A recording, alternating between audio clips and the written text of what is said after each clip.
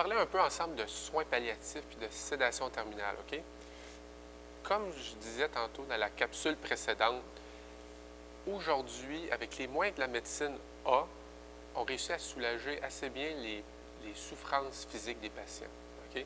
Évidemment, il y a des problèmes de ressources en soins palliatifs actuellement. Il manque de médecins, il manque d'infirmières pour faire en sorte que les patients soient suivis adéquatement. Mais pour les patients qui ont un suivi adéquat en fin de vie, la souffrance physique est généralement bien contrôlée. OK? Puis ça, je pense que c'est une des choses importantes qu'on doit réaliser aujourd'hui. Avant de dire il y a des problèmes, on va, puis en légalisant l'euthanasie comme telle, je pense que ce qu'il faut faire attention, puis dire on va travailler fort pour améliorer les soins palliatifs, pour que les gens soient mieux suivis, mieux soulagés en fin de vie, parce que les moyens sont là. OK? Maintenant, il y a beaucoup de gens qui se posent la question par rapport à la sédation terminale.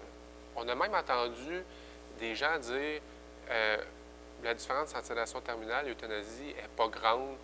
La sédation terminale se pratique déjà. On devrait pratiquer l'euthanasie simplement parce qu'il y a déjà une sédation terminale qui se pratique, puis la différence entre les deux n'est pas grande. Alors que la distinction entre les deux est très grande, puis ça se situe surtout au niveau de l'intention. Je vous explique c'est quoi la sédation terminale. Je donne un exemple. Patient, soixantaine d'années, cancer généralisé, des douleurs osseuses, des douleurs au niveau des racines nerveuses difficiles à contrôler, ce qui n'arrive pas souvent en médecine, mais des douleurs donc difficilement à contrôler. Il se retrouve dans ses derniers jours de vie.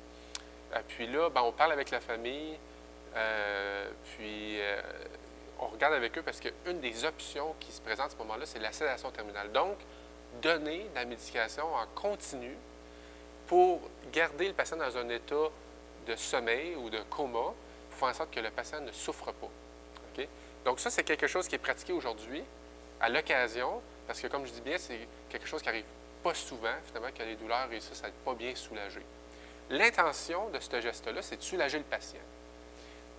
Évidemment, il y a certains cas où est-ce que ça pourrait raccourcir un peu la durée de vie de quelques jours, par exemple. Mais pour nous, c'est quelque chose qui est tout à fait acceptable, puisque l'intention ici, c'est de soulager le patient, ce n'est pas de tuer le patient. Maintenant, lorsqu'on pratique une euthanasie, c'est très différent. Ici, on parle de poser un geste qui va donner la mort immédiatement, avec une intention de donner la mort. OK? L'intention est très importante, puis je vous donne un exemple très simple. Je vous donne l'exemple de deux chasseurs qui partent en chasse avec un collègue. Dans un cas, on a un chasseur qui en veut à son collègue de chasse, puis qui veut le tuer, puis pendant la chasse, décide de tirer dessus, puis son collègue décède.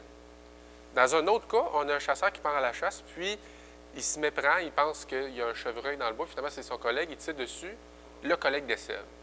Dans les deux cas, il est arrivé la même chose, la personne est décédée, il y a eu une mort. Dans les deux cas, le moyen est le même, c'est-à-dire que ça a été tiré au coup de fusil. Pourtant, les deux situations sont extrêmement différentes. Pourquoi? Parce que l'intention dans les deux cas est très différente. C'est-à-dire, dans un cas, il y avait l'intention de donner la mort.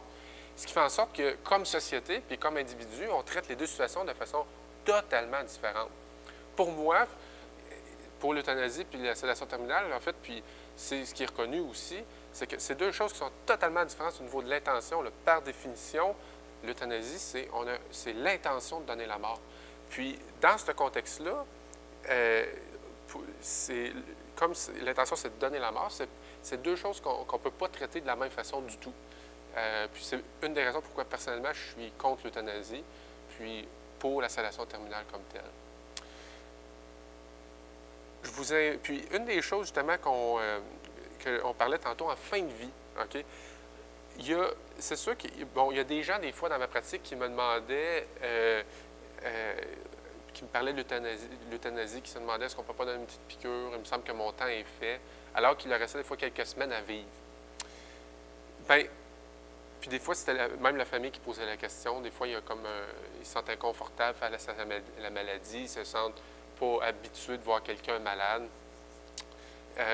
Pourtant, quelques semaines plus tard, une fois que la personne est décédée puis que la famille a pu accompagner la personne en fin de vie, la supporter, souvent j'ai entendu des témoignages de famille qui me disaient « Je suis content de pouvoir accompagner mon père, mon frère, ma soeur, dans les fins de ses jours. Puis on voit que ça... Puis souvent, j'ai vu que ça l'aidait le processus de deuil, parce qu'évidemment, dans le processus de deuil, il y a plusieurs étapes. On peut passer par un moment de déprime, de colère, de déni.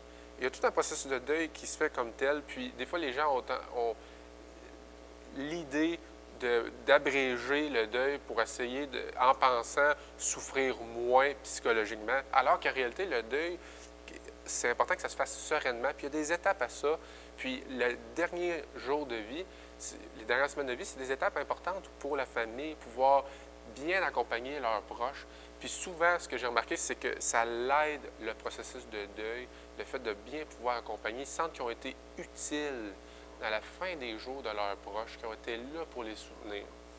Puis je pense qu'en pratiquant l'euthanasie, ça peut être un risque à ce moment-là de malheureusement perdre cette belle occasion-là qu'on a dans des moments difficiles, évidemment, mais de pouvoir accompagner les gens qu'on aime. Je vous invite à la prochaine capsule où est-ce qu'on va vous parler de la valeur de la vie humaine.